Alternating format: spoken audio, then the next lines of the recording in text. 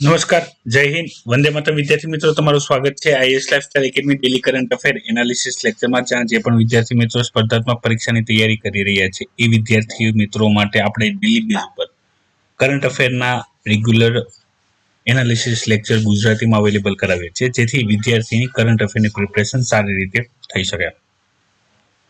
Current અફેરની શરૂઆત કરીએ એ પહેલા અત્યારે જે પણ વિદ્યાર્થી already online UPSC course join કરી લીધો છે, બરાબર, એમને અને બાકીના બધા વિદ્યાર્થીઓ માટે જે એપ્લિકેશન આપણે લોન્ચ કરવાના છે એપ્લિકેશન ફ્રી રહેશે બધા માટે, બધા ઉપયોગ કરી શકશે.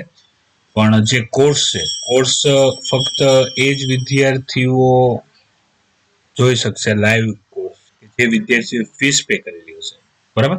એપ્લિકેશન બેઝ કોર્સ રહેશે. ખૂબ જ અગત્યની તમામ જે આપણે નોર્મલ પેકેજની અંદર તમને જેટલું પણ પ્રોવાઈડ કરીએ છીએ, બરાબર, 60,000 70,000 જે નોર્મલ ઓફલાઈન ક્લાસીસમાં જેટલી સુવિધા આપીએ છીએ અને જે તમને એક વર્ષના કોર્સની અંદર મટીરિયલને પ્રોવાઈડ કરીએ છીએ એ તમને ઓનલાઈન બેચમાં તમને અત્યારે આ મહિનામાં ફીસ પે કરો તો 26,999 મળશે અને આગલા મહિને પે કરશો તો એ 29,999 રૂપિયામાં મળશે, બરાબર.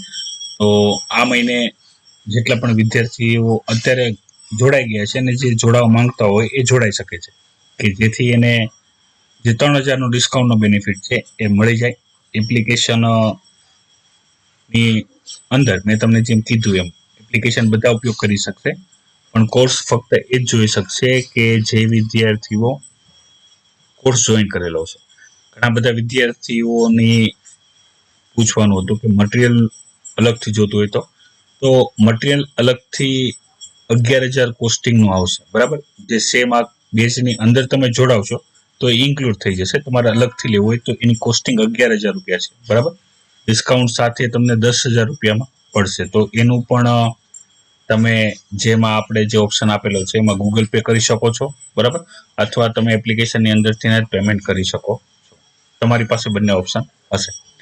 અને ખાસ અગત્યની માહિતી, જે પણ વિદ્યાર્થી મિત્રોને તકલીફ હતી આ ધ હિન્દુ પીડીએફ માટે, તો આપણે એપ્લિકેશનની અંદર ધ હિન્દુ પીડીએફ અને daily current affair analysis lecture એ અવેલેબલ થઈ જશે. તો વિદ્યાર્થીને અલગ અલગ જગ્યાએ ક્યાંય જવાની જરૂર પડશે નહીં, બરાબર, એક જ પ્લેટફોર્મ ઉપર.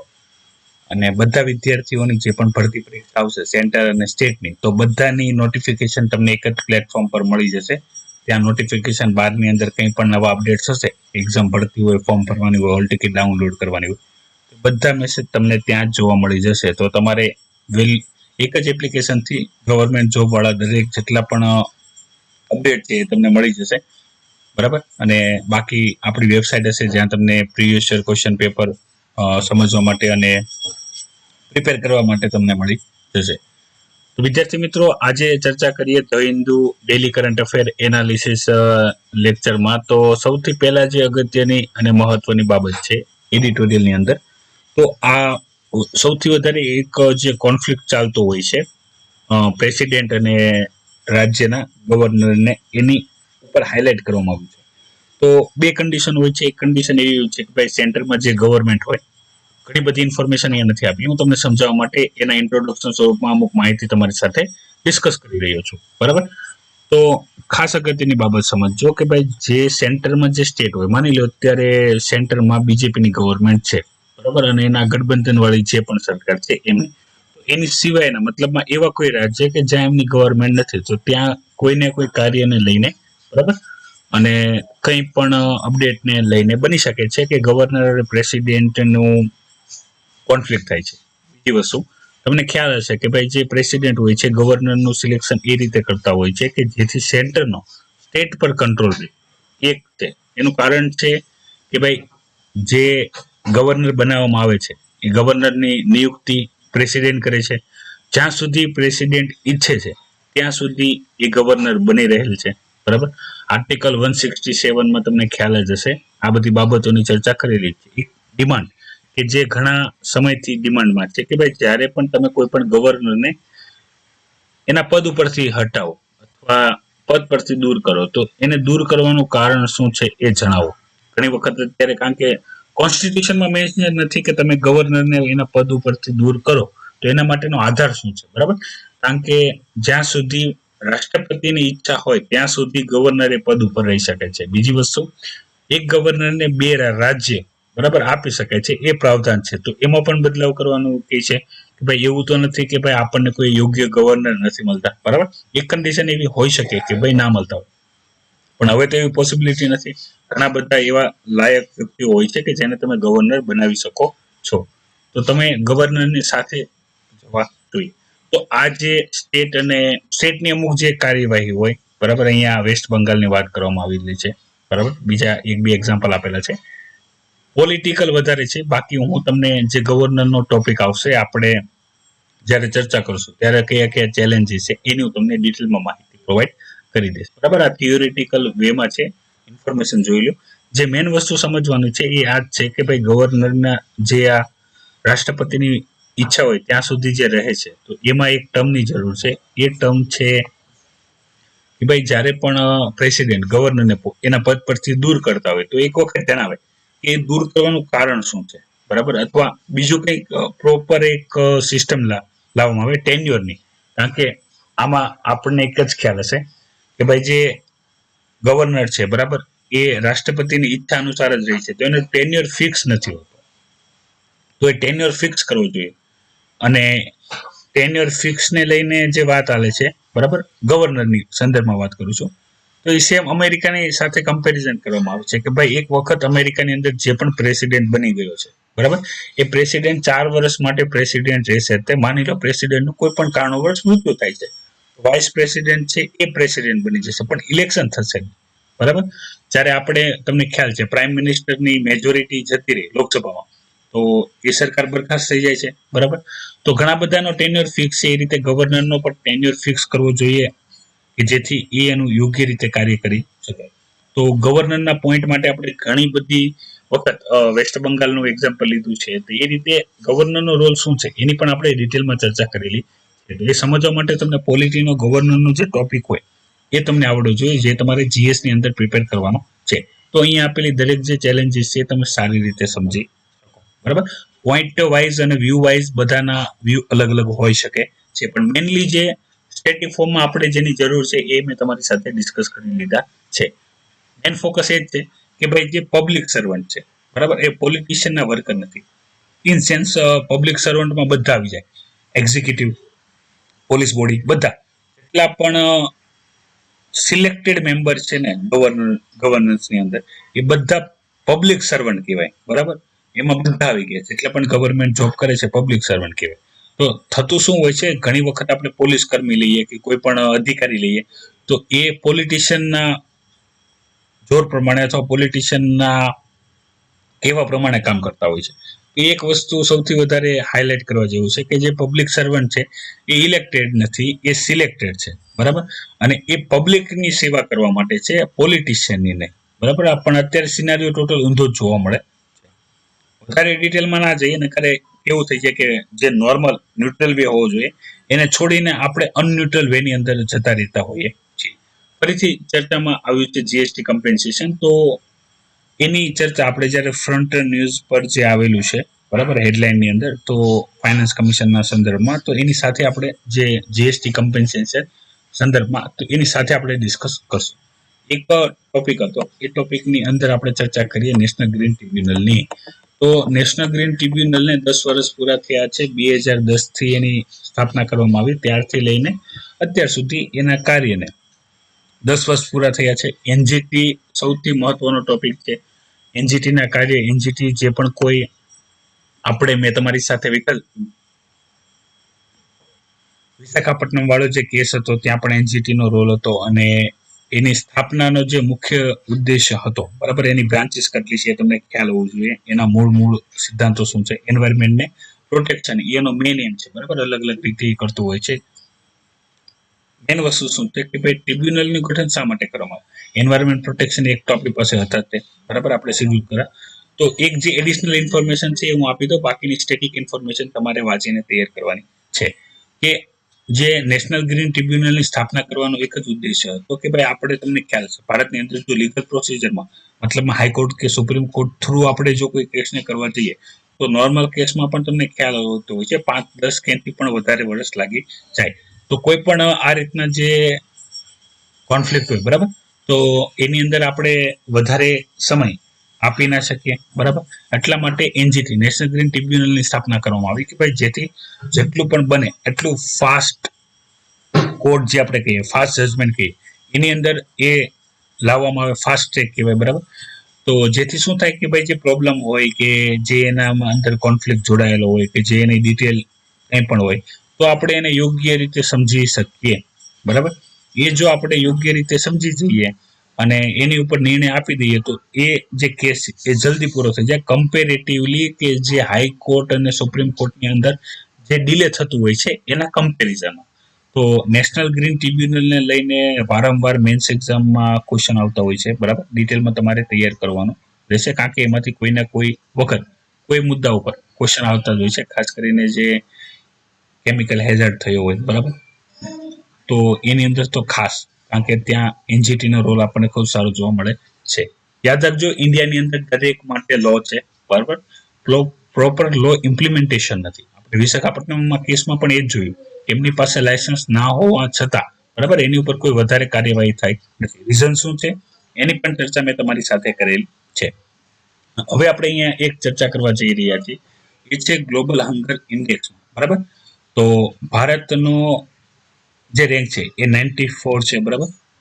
અને ભારતની આગળ જે કન્ટ્રીઓ છે એ કન્ટ્રીઓ છે પાકિસ્તાન, શ્રીલંકા, બાંગ્લાદેશ અને નેપાળ. એ ભારતથી આગળ છે, ભારત એ બધાની પાછળ. બ્રિક્સ દેશોની વાત કરીએ તો એની અંદર પણ સૌથી ખરાબ પ્રદર્શન ભારતનું છે. ભારતની અંદર જે કુપોષણની જે આપણે માલન્યુટ્રિશનના જે સૌથી વધારે છે એ છે વાસ્ટિંગ અને સ્ટર્નિંગ, બરાબર, અંડર 5 યર. હવે આ વાસ્ટિંગ અને સ્ટર્નિંગ શું છે એ હું તમને સમજાવી દઉં, એટલે આ ટોપિક તમારો આખો તૈયાર થઈ જાય. ગ્લોબલ હંગર ઇન્ડેક્સમાં મેં તમને વાત કરી હતી કે ભાઈ જે અલગ અલગ પેરામીટર હોય છે, 4 પેરામીટર, એ કયા પેરામીટર હોય છે એની મેં તમારી સાથે ડિટેલમાં ડિસ્કસ કરેલી છે ગ્લોબલ હંગર ઇન્ડેક્સની માહિતી, બરાબર. ઘણા સમય જ્યારે દર વર્ષે આવતું હોય છે તો આપણે એની માહિતી ચર્ચા કરતા હોઈએ છીએ. તો અહીંયા પણ હું તમને જે કન્ડિશન છે વાસ્ટિંગ, સ્ટર્નિંગ અને સ્ટર્નિંગ બંને, બરાબર. તો એ બંને કન્ડિશન શું છે એની હું તમારી સાથે ચર્ચા કરી લઉં. એક વસ્તુ તમે યાદ રાખજો, આપણે ફૂડ સિક્યુરિટીની વાત કરી, ફૂડ સિસ્ટમની વાત કરી. ગ્લોબલ હંગર ઇન્ડેક્સમાં આપણે જે ઝીરો હંગરની 2030 છે એની આપણે ચર્ચા કરેલી છે, જે સસ્ટેનેબલ ડેવલપમેન્ટ ગોલ 2 નું જે અચીવમેન્ટ છે એના માટે વાત કરેલી હતી. હવે યાદ રાખજો, અહીંયા ડિટેલમાં બધી ઇન્ફોર્મેશન આપેલી છે કે ભાઈ હોઈ શકે કે ભાઈ ઇન્ડિયાના જે લોકો છે એને ખાવાનું મળતું હોય તો એને કેલરીઝ જે હોવી જોઈએ એ મળી જતી હોય, પણ એને જે ન્યુટ્રિશન મળવું જોઈએ એ મળતું નથી. એની અસર શું થાય છે? એની અસર એની બોડી ઉપર થાય છે. તો એનું બોડીનું જે ફિઝિકલ ડેવલપમેન્ટ હોવું જોઈએ એ થતું નથી, તો એ કુપોષણનો શિકાર થઈ જાય છે. તો અહીંયા તમે સમજો સૌથી પહેલા વાસ્ટિંગ અને સ્ટર્નિંગ શું છે, એટલે તમને ખ્યાલ આવે આખી બાબત.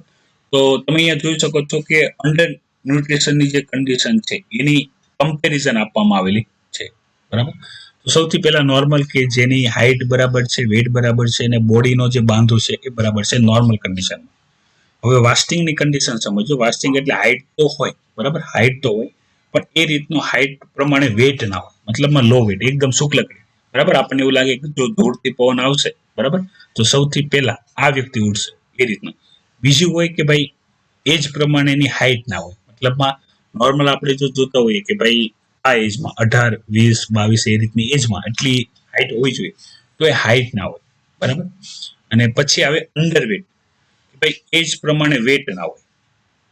બે કન્ડિશન યાદ રાખજો. બની શકે છે કે ફિલિમ્સની અંદર તમને વાસ્ટિંગ આપી, બરાબર. જે અહીંયા વાસ્ટિંગ એટલે શું કે ભાઈ હાઇટ હોય, વેટ ના હોય.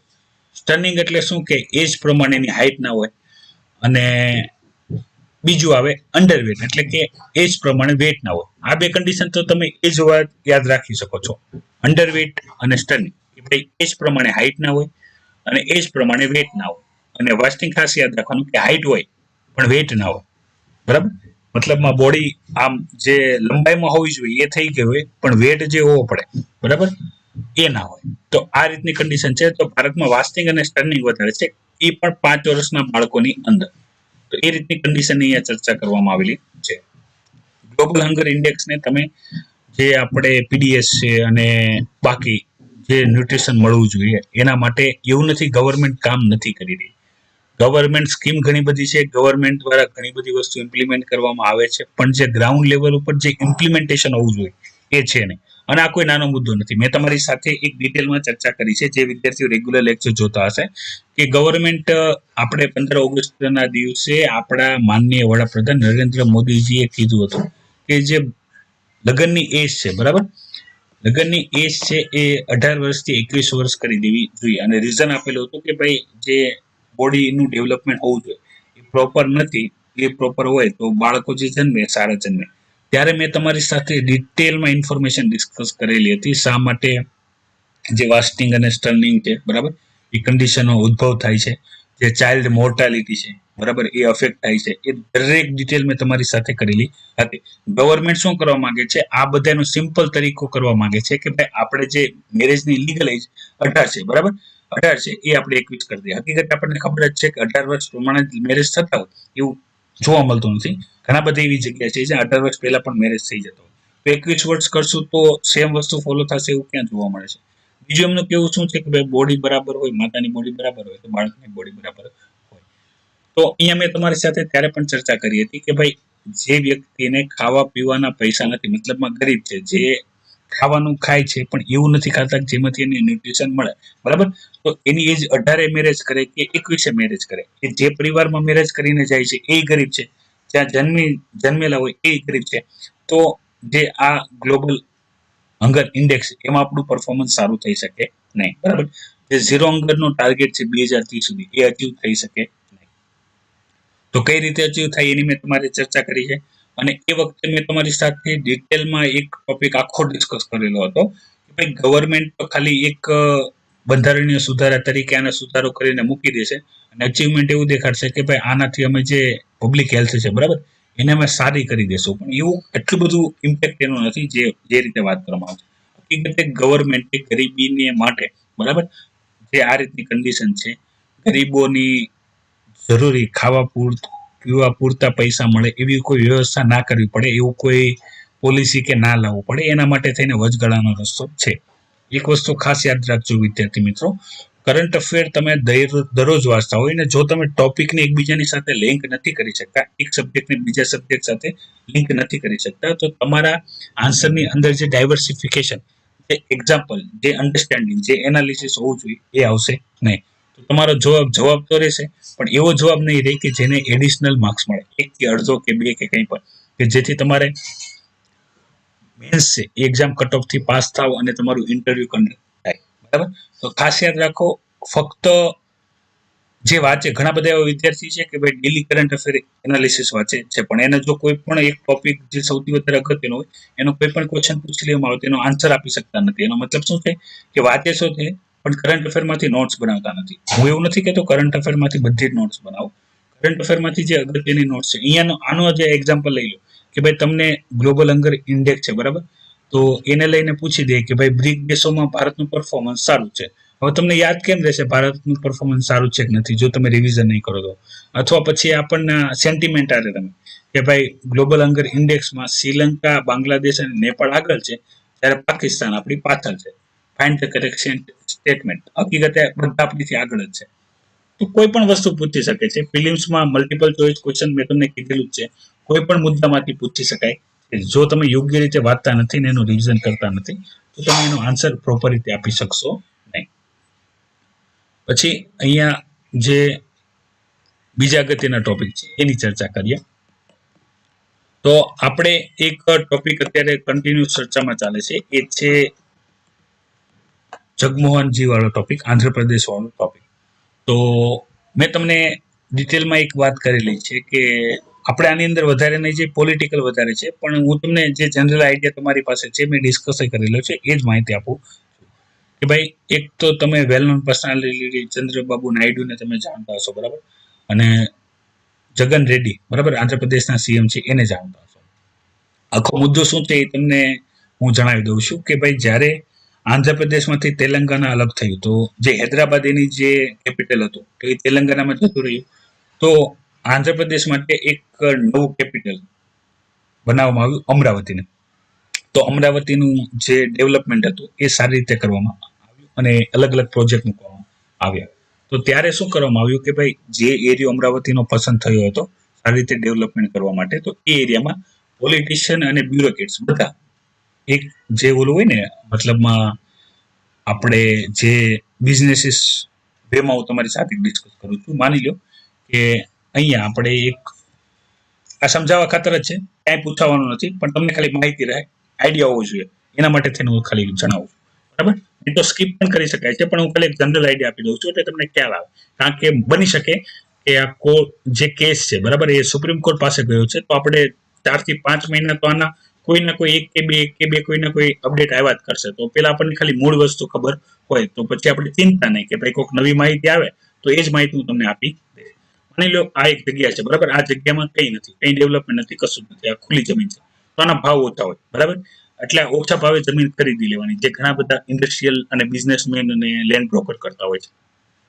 પછી ખબર પડે કે અહીંયા સ્માર્ટ સિટી બનશે, અથવા અહીંયા મેટ્રોનું અહીંયાથી પાસ થશે, અથવા અહીંયાથી હાઈવે પાસ થશે, તો આની આ જમીન હોય એ 4 ગણા ભાવે સરકાર ખરીદે, અથવા જે પણ વ્યક્તિને અહીંયા ડેવલપમેન્ટ કરવું હોય, બિલ્ડિંગ કે બનાવવું હોય, તો 5 થી 6 ગણા ભાવે ખરીદે છે. બરાબર, તો જે આના કંઈ ભાવ નતા, પાણીના ભાવ હતા, તો ત્યારે ખરીદી લેવામાં આવે છે, અને એ ખરીદી લીધા બાદ આની ઉપર પ્રોજેક્ટ આપવામાં આવે છે, એટલે આની વેલ્યુ વધી જાય છે. એ વધેલી વેલ્યુ સાથે એને જે પણ અત્યારે માલિક છે એને મળતું હોય છે. સેમ વસ્તુ અમરાવતીની અંદર થયું, જે જગન રેડ્ડી છે એના દ્વારા એવું જ કહેવામાં આવ્યું કે ભાઈ જે ચંદ્રબાબુ નાયડુ મતલબમાં ઘણા બધા અહીંયા જે પ્રોપર્ટી છે એમની છે, અને ઘણા બધા બ્યુરોક્રેટ્સ છે, બરાબર. તો જ્યારે અમે એમની અગેન્સ્ટ કંઈ લઈને જઈએ છીએ, તો જે હાઈકોર્ટ છે, બરાબર, એ અમને પ્રોપર કામ કરવા દેતું નથી, અથવા અમારા કામમાં રૂકાવટ નાખે છે, અથવા જે તટસ્થ નિર્ણય એના દ્વારા સંભળાવવો જોઈએ, બધા જેટલા પણ એવિડન્સ હોય એના આધારે, તો એ જણાવતા નથી. તો જેને લીધે શું થાય છે, અમારા કામમાં રૂકાવટ આવે છે. તો એમને ચીફ જસ્ટિસ ઓફ ઇન્ડિયાને સુપ્રીમ કોર્ટની અંદર કીધું છે કે ભાઈ તમે જે હાઈકોર્ટના જજ છે, બરાબર, એની સામે જે કરપ્શનનો ચાર્જીસ લગાવ્યો છે કે ભાઈ એ પણ આની અંદર ઇન્વોલ્વ છે, એટલે જે અમે કામ કરી રહ્યા છીએ, અમારી ગવર્મેન્ટ જે કામ કરી રહી છે યોગ્ય રીતે કરતી નથી. બીજી વસ્તુ, સામાન્ય કન્ડિશનની વાત કરું છું, બરાબર, આપણા યુપીએસસીના સંદર્ભમાં સમજાવવા હાટું મારે પહેલા તમને આ બધું સમજાવવું જરૂરી હતું. એટલા માટે કે સામાન્ય રીતે જ્યારે પણ કોઈ પણ હાઈકોર્ટ અને સુપ્રીમ કોર્ટ કે જ્યુડિશરી સિસ્ટમની અંદર કોઈ ખામી હોય છે, બરાબર, અને એની વાત કરવામાં આવતી હોય છે, ત્યારે સિક્રેટલી વાત કરવામાં આવતી હોય છે. તમે ચિઠ્ઠીવાળો વહીવટ સાંભળ્યો છે કે આ વ્યક્તિએ આને ચિઠ્ઠી લખી, અથવા સિક્રેટ માહિતી, મતલબમાં કોઈને ખબર પણ ના હોય કે આ રીતે કરવામાં આવે, પણ આ ઓપન કરવામાં આવે છે કે ભાઈ જે આપણી જ્યુડિશરી સિસ્ટમ સાથે, હાઈકોર્ટ સાથે જે જોડાયેલી બાબતો છે, અને જેની અંદર આ જે ચંદ્રબાબુ નાયડુ છે, અમરાવતીનો જે આખો કેસ છે, તો એ જગન રેડ્ડી દ્વારા ઓપનલી પબ્લિકલી બધી ઇન્ફોર્મેશન શેર કરી દેવામાં આવી છે, કે જેથી શું થાય કે ભાઈ આનો કોઈ પતાવટ ના થઈ જાય. બરાબર, ઘણી કેસમાં એવું થઈ જતું હોય છે કે ભાઈ આપણે જ્યારે સિક્રેટલી વાત કરીએ ત્યારે કોઈ એના ઉપર ધ્યાન દેતું નથી, પણ આ પ્રેશર એક ક્રિએટ કરવા માટે કરવામાં આવેલું છે. બીજો એક તર્ક એવો પણ કહેવામાં આવે છે કે ભાઈ તમે આ બધી એક્ટિવિટી પબ્લિકલી કરો છો, મતલબ તમારો પર્પઝ જસ્ટિસનો નથી, તમારો પર્પઝ બીજો કંઈ પણ છે, એ રીતે. તો અલગ અલગ તથ્ય છે, તથ્યમાં આપણે પડવાનું નથી, બરાબર. જે અગત્યની બાબત છે મેં તમને જણાવી દીધી છે. એટલું સમજો કે અમરાવતીની જે કેપિટલ ડેવલપમેન્ટની અંદર લોકોને કરતા જે પોલિટિશિયન અને બ્યુરોક્રેટ્સ છે એને ફાયદો થાય, એના માટે કામ કરવામાં આવેલું છે. પોલીસ રિફોર્મની વાત આવી, બરાબર, અને પોલીસ રિફોર્મમાં અત્યારથી નહીં ઘણા સમયથી ડિબેટ ચાલે છે, અને ડિબેટ શું છે, તો અહીંયા જે પોઈન્ટ હાઇલાઇટ છે એ પોઈન્ટના જે 7 પોઈન્ટ છે, બરાબર, એ હું તમારી સાથે ડિસ્કસ કરી લઉં છું. બાકી તમારે પોલીસ રિફોર્મના આ જેટલા પણ પોઈન્ટ છે એ તમે 10 વખત લખીને તૈયાર કરી લ્યો, અથવા તમારે કોઈ ટ્રીકથી ગોખી લ્યો, જે પણ કરવું હોય. પોલીસ રિફોર્મ માટે કંઈ પણ આવે તો 7 ડાયરેક્ટિવ ઓફ સુપ્રીમ કોર્ટ, બરાબર, તો આ 7 પોઈન્ટ તમારા આન્સરની અંદર હોવા જોઈએ. સૌથી પહેલું, સ્ટેટ સિક્યુરિટી કાઉન્સિલનું ગઠન કરવું. બીજું, ડીજીપીનો જે ટેન્યુઅર છે એ 2 વર્ષ કરવો. એસપી અને એસએચઓનો જે ટેન્યુઅર છે એ 2 વર્ષ કરવો. Separate investigation and law and order functioning કરવું. મતલબમાં અહીંયા વસ્તુ સમજો કે જે લો અને ઓર્ડરનું જે કાર્ય સંભાળે છે એ જ વ્યક્તિ ઇન્વેસ્ટિગેશનનું પણ કાર્ય કરે છે. તો એ બંને અલગ હોવા જોઈએ, બરાબર. શા માટે અલગ હોવા જોઈએ એની પણ હું ચર્ચા કરીશ. પછી setup police establishment board state લેવલે, અને પોલીસ કમ્પ્લેન્ટ ઓથોરિટી એ સ્ટેટ અને ડિસ્ટ્રિક્ટ લેવલ બંને લેવલે. આ મુદ્દાને આ મુદ્દા સાથે તમે જોડજો. અત્યારે તમને ઘણી બધા એવા આપણે લોકડાઉનમાં પણ કિસ્સા જોયા અને એની પહેલા પણ ઘણા બધા મેં પણ કિસ્સા જોયા છે. બની શકે તમે ના જોયા હોય અને ઇન ફ્યુચર આપણે કિસ્સા જોશું. પોલીસ એટલે બીજું કંઈ નહીં, ક્રાઇમ કરવા માટેનું લાયસન્સ. એ રીતનું અત્યારે ગુંડા રાજ જેવું થઈ ગયું છે. ભાઈ પોલીસ છે તો એ કંઈ પણ કરી શકે છે, બરાબર. એ ધારે એને કોઈ પણ આરોપ લગાડીને અંદર કરી શકે છે. આપણે કસ્ટડીમાં પણ ડેટ થયા હોય એવા કેસ વધારે છે. પોતાના બેનિફિટ માટે કોઈને ગેરવર્તણૂક કરી હોય અથવા હેરેસ કર્યા હોય, ટોર્ચર કર્યા હોય એવા ઇન્સિડન્ટ્સ પણ વધારે છે. એટલે અહીંયા કહેવામાં શું આવે છે કે જ્યારે અત્યારે જે સેપરેટ ઇન્વેસ્ટિગેશન નથી અને લો એન્ડ ઓર્ડર ફંક્શનિંગ નથી, એટલે જે વ્યક્તિ માની લો પોલીસ સિસ્ટમ જ છે કે તે પોલીસ સિસ્ટમમાં લો એન્ડ ઓર્ડર ફંક્શન કરે છે, એની અગેન્સ્ટ જ્યારે કોઈ પણ કેસ લગાડવામાં આવે તો જે લો એન્ડ ઓર્ડર વાળા છે એ જ લોકો ઇન્વેસ્ટિગેશન કરે છે. આપણે અહીંયા ઉદાહરણની અંદર આપણે ઉત્તર પ્રદેશ લઈ શકીએ છીએ, બરાબર. હાલમાં કંઈ પણ ઘણા બધા પોલીસના ઇન્સિડન્ટ તો હરેક જગ્યાએ જોવા મળતા જ હોય છે. ઘણી વખત નેશનલ ન્યૂઝમાં આવતા હોય છે તો ઘણી વખત લોકલ ન્યૂઝમાં આવતા હોય છે. તો એ બધાનું કરવા માટે અત્યારથી પહેલેથી 7 ડિસ્ટ્રિક્ટિવ સુપ્રીમ કોર્ટના જે આ સજેશન છે એને પાલન કરવું જોઈએ. પછી પોલીસ કમ્પ્લેન્ટમાંથી ઓથોરિટી સ્ટેટ અને ડિસ્ટ્રિક્ટ લેવલ બંને હોવું જોઈએ કે ભાઈ એક કોઈ પણ જો સમાજ વિરુદ્ધ કાર્ય કરે છે અથવા અનૈતિક કાર્ય કરે છે પોલીસ થઈને, બરાબર. મેં તમને જેમ કીધું, પોલીસ હોય એ જ એનું કામ છે પ્રોટેક્શન આપવું, ગુનાને કરતું અટકાવવું. ત્યારે ઊંધું થતું હોય એ જ ગુના વધારે કરતા હોય ને એના લીધે જ તે બધું ફલીફૂટ ચાલતું હોય. ગુજરાત તો એનું બેસ્ટ એક્ઝામ્પલ છે, બરાબર. ગુજરાતમાં દારૂ મળતો નથી, બરાબર. એ તમને, મને અને પોલીસ બધાને ખબર છે. પણ ક્યાં મળે છે ને કેવી રીતે મળે છે એ પણ બધાને ખબર છે. સેમ વસ્તુ તો એ પોલીસ વગર પોસિબિલિટી નથી. Same setup national security commission centre લેવલે, સેમ વસ્તુ જે સ્ટેટ લેવલે હોય સેમ વસ્તુ સેન્ટ્રલ લેવલે પણ હોવી જોઈએ કે જેથી ઇમ્પ્લિમેન્ટેશન વધારે થાય. હવે અહીંયા વસ્તુ યાદ રાખજો, તમારામાંથી ઘણા બધા વિદ્યાર્થીઓનું આઈપીએસનું સપનું હશે, બરાબર. તો તમારા સપના હોવાને કોઈ ચેલેન્જ નથી કરતું, પણ જે સિસ્ટમની ખામીઓ છે એને દૂર કરવી જરૂરી છે. નહીં તો સિસ્ટમ કેવું થશે, સિસ્ટમ આઉટ ઓફ કંટ્રોલ કાર્ય કરશે. તો કહેવાય ને ભાઈ, કોઈ પણ પોલીસ વાળો મળે તો લોકોને વધારે ખુશી થાય છે. એનું કારણ જ એ છે કારણ કે પોલીસની છાપ જ એ રીતે. બધા ખરાબ નથી હોતા, ખરાબ બહુ ઓછા જ હોય છે, પણ એની અસર આખા સમાજ ઉપર પડતી હોય છે, બરાબર. તો સેમ વસ્તુ છે, જે પોલીસના રિફોર્મ છે એની જે પાવર છે, બરાબર, એનું જે લો એન્ડ ઓર્ડર છે, તો એ બધા ઉપર યોગ્ય રીતે જો એસ્ટાબ્લિશમેન્ટ અત્યારથી ના કરવામાં આવે તો એ એક પોતે એઝ અ ઇન્ડિવિજ્યુઅલ તાનાશાહ તરીકે બહાર આવશે કે ભાઈ પોલીસ બની ગયા એટલે કંઈ પણ કરી શકે, બરાબર. તમે જોતા જ હશો પોલીસના જેટલા કિસ્સાની ચર્ચા કરીએ નેગેટિવમાં, પોઝિટિવમાં બહુ ઓછા મળતા હોય છે, પણ નેગેટિવમાં તો ઢગલો બંધ. તમે આજનું ન્યૂઝપેપર એ બહુ બરાબર વાંચો તો 3 કેસ તો આજના ન્યૂઝપેપરમાં મળી જશે. સેમ વસ્તુ ડેલી બેઝ ઉપર એ થઈ જશે.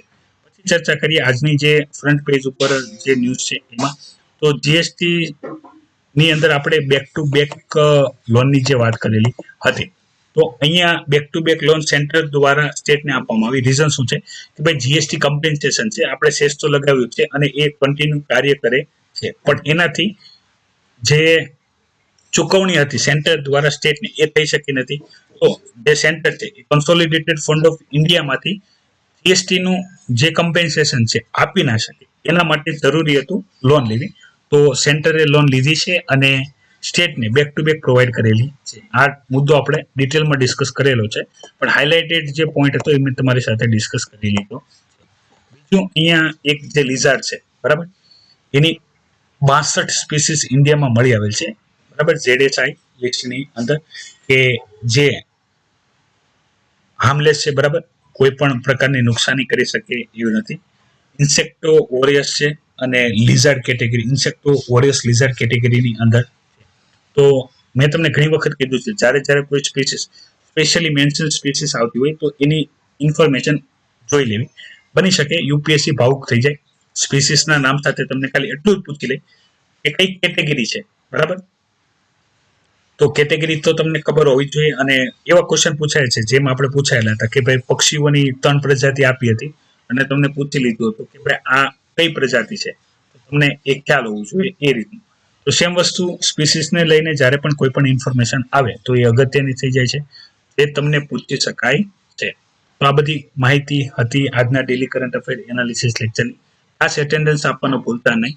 જે વિદ્યાર્થીઓ ઓનલાઈન કોર્સ જોઈન કરવા માંગતા હોય તો એમને વિડીયો જે ઓનલાઈન કોર્સની છે એમાં લિંક આપેલી છે, તો ત્યાંથી એ પેમેન્ટ પણ કરી શકે છે અને ડિટેલ સબમિટ પણ કરી શકે છે, અથવા આઈએસ લાઇફસ્ટાઈલ એકેડમીના મોબાઈલ નંબર ઉપર જે સ્ક્રીનશોટ છે એ મોકલી શકે છે. તો બાકીનો જે ફીડબેક છે એ તમારી પાસેથી એપ્લિકેશનની અંદર લઈ લેવામાં આવશે. તો આ માહિતી ગમે તો લાઈક કરજો અને વિદ્યાર્થી સાથે શેર કરજો, અને તમે નવા છો તો અવશ્ય ચેનલને સબસ્ક્રાઇબ કરજો. જય હિન્દ, વંદે માતરમ.